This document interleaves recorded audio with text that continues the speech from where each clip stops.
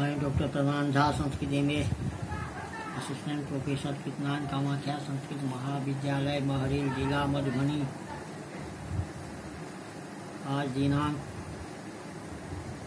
5 सितंबर 5/9/2020 ईस्वी। प्रिय छात्रों, शास्त्रीय तृतीय खंड भाषा विज्ञान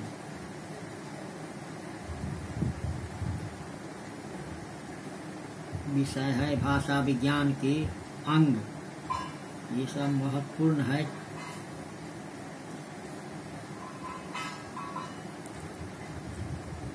जिस तरह से मानव शरीर में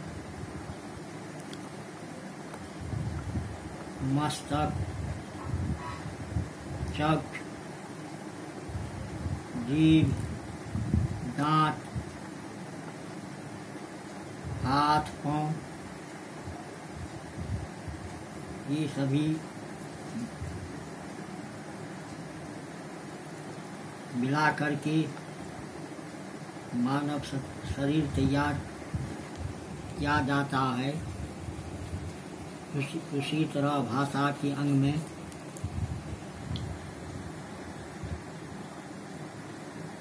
ध्वनि, शब्द, रूप, वाक्य, अर्थ, ये सभी एकत्रित होकर के भाषा के अंग होते हैं।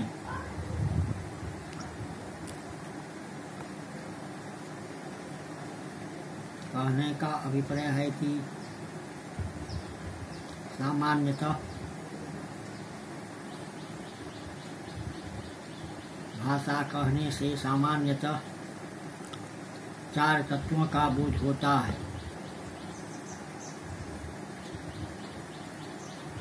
ध्वनि, शब्द, पद, वाक्य और अर्थ।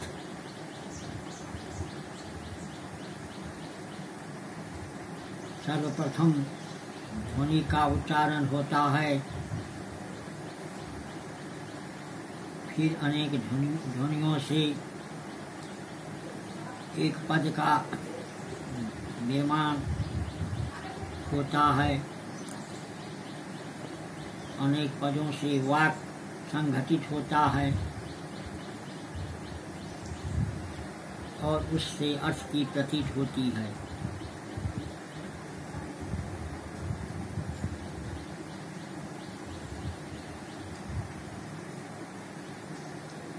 इसमें प्रत्येक की सीमा इतनी विस्तृत और व्यापक हो गई है कि इनके विवेचन के लिए स्वतंत्र शास्त्र विकसित होता है, जिनमें क्रमशः ध्वनि विज्ञान, पद विज्ञान, वाक्य विज्ञान एवं अर्थ विज्ञान कहते हैं।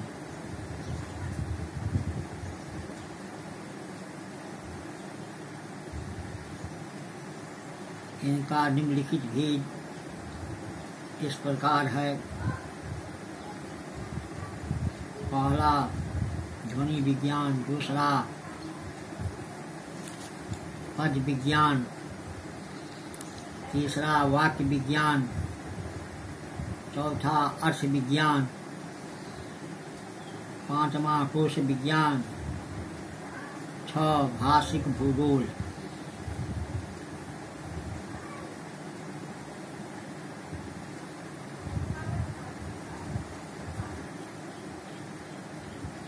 ध्वनि विज्ञान। पहला, ध्वनि क्या है, कैसे, कहाँ से उत्पन्न होती है।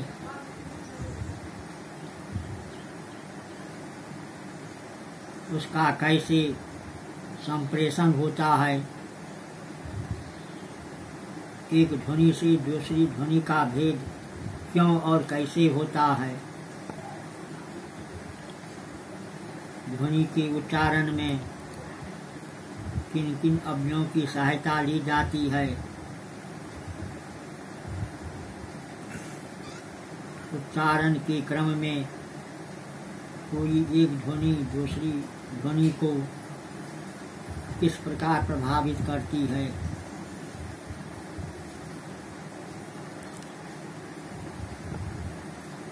आदि विषयों का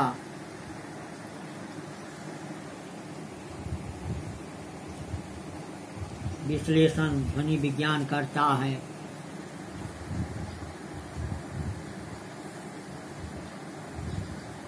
पद विज्ञान क्या है,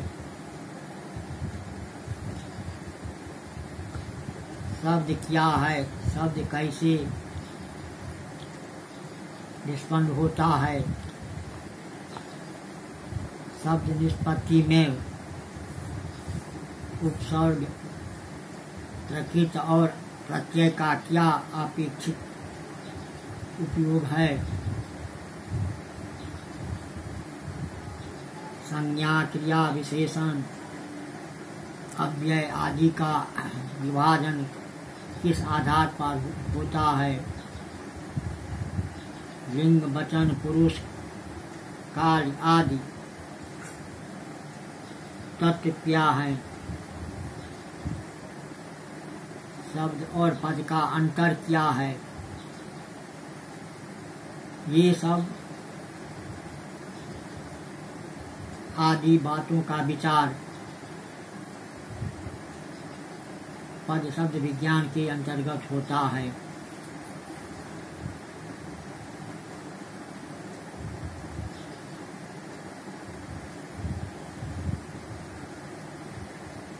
तीसरा है वाक्य विज्ञान। पदों का अन्वय कैसे होता है, अन्वय के साधन या आधार क्या है, क्यों मैं जाता है नहीं हो सकता है, मैं जाता हूँ ही होना चाहिए, वाक्य के कितने भेद हैं, ये शब्द और इसका विचार वाक्य विज्ञान के विषय हैं और वाक्य विज्ञान के द्वारा किया जाता है।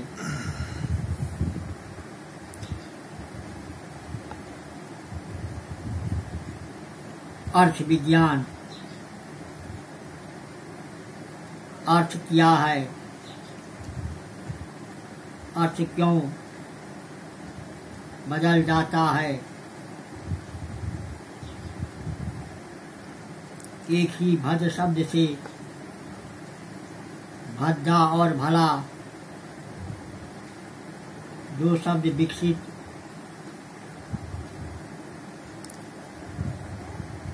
होते हैं, पर दोनों के दो अर्थ हैं। बस से बच्चा शब्द भी निकलता है और बच्चा भी, पर एक का प्रयोग मनुष्य के लिए होता है और दूसरे का पशु के लिए। वधु से विकसित बहु शब्द का प्रयोग सामाजिक दृष्टि से सर्वथा उचित है, किंतु गर्भिणी से विकसित गाभीन शब्द का प्रयोग किसी नारी के लिए नहीं हो सकता, पशु के लिए ही हो सकता है। तो इस तरह ऊपर जो विश्लेषण हुए हैं यह अर्थ विज्ञान के द्वारा होता है। दूसरे जैसे हिंदी में राग शब्द का अर्थ प्रेम होता है, किंतु बंगला में राग से क्रोध का बोध होता है, तो अर्थ संबंधी से परिवर्तन क्यों कैसे हो जाते हैं, यह सब बतलाना अर्थ विज्ञान का काम है।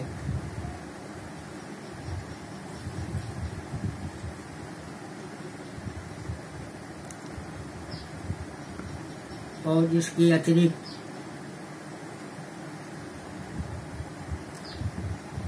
भाषा विज्ञान में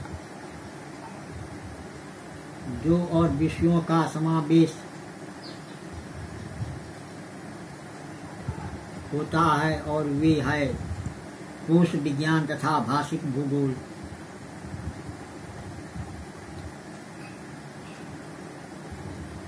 कोश विज्ञान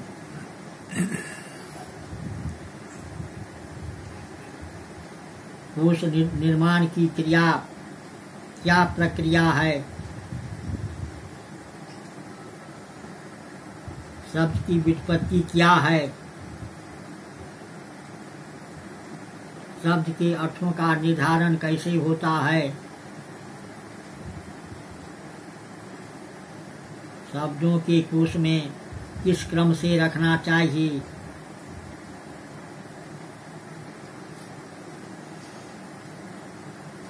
ये बातें भाषा विज्ञान से ही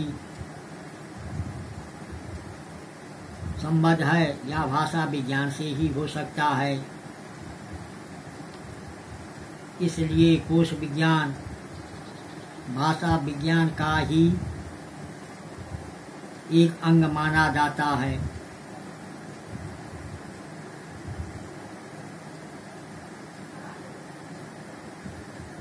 व्युत्पत्ति का विचार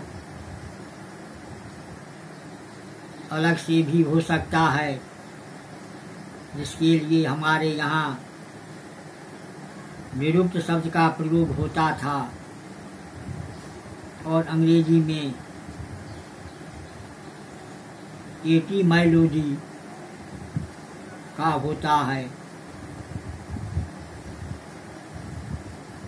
आज निरुक्त भी कोश विज्ञान के ही अंतर्गत आता है।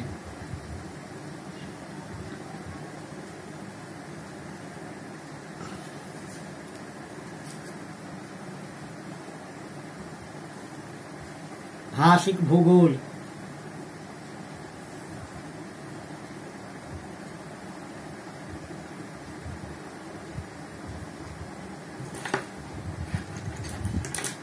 भाषिक भूगोल विज्ञान के क्षेत्र विस्तार की एक नई दिशा है।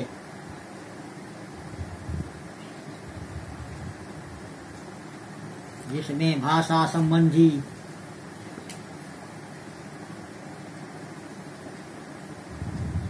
समस्याओं का विचार और निर्धारण किया जाता है।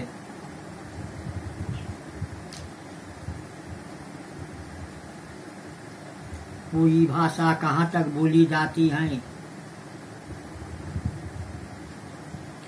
उसके वैभाषिक रूप क्या है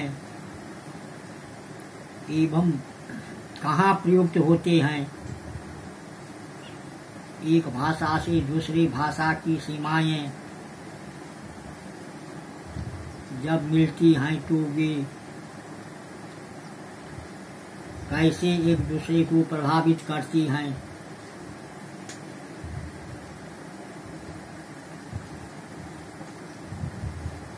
जैसे सीमा प्रदेश की भाषा को किस भाषा के अंतर्गत माने जाते हैं,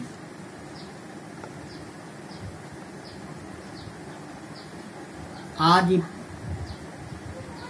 प्रश्न भाषिक भूगोल के द्वारा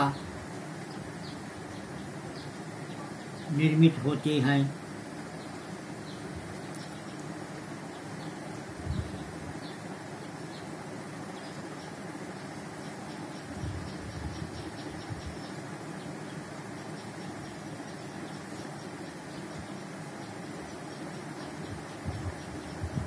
प्रिय छात्रों, भाषा विज्ञान के महत्वपूर्ण ये सब विषय है। भाषा विज्ञान के अंग और इसके अतिरिक्त कुछ भाषा विज्ञान की शाखाएं भी है।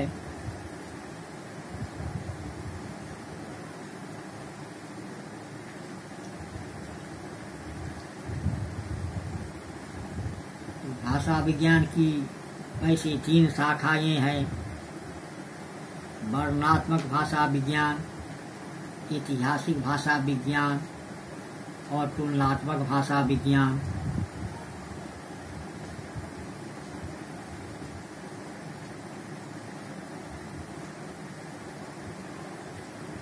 जैसे वर्णनात्मक भाषा विज्ञान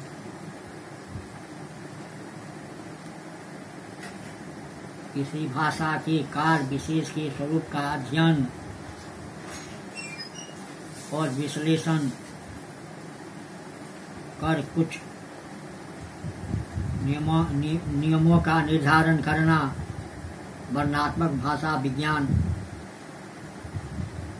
का कार्य है।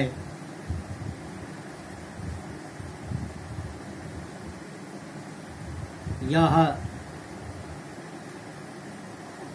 विज्ञान वर्णनात्मक भाषा विज्ञान नाम से ही स्पष्ट है। इसमें भाषा का वर्णन या विश्लेषण किया जाता है।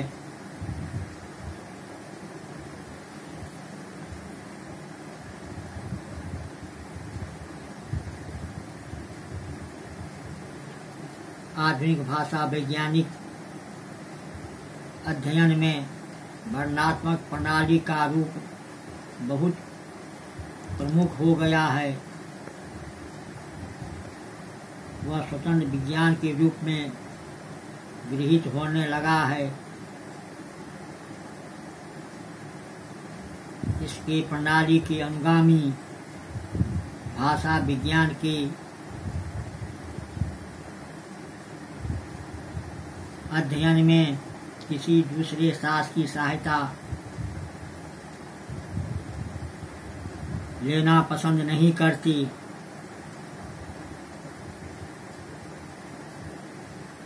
यहाँ तक कि अर्थ विज्ञान को भी उन्होंने अपने अध्ययन की सीमा से बहिष्कृत कर रखा है।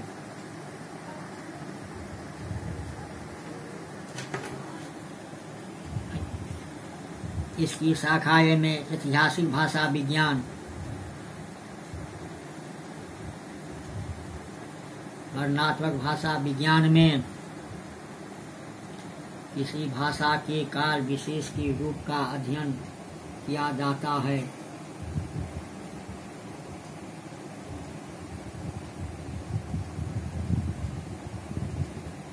ऐतिहासिक प्रणाली को गत्यात्मक और विकासात्मक प्रणाली कहा है।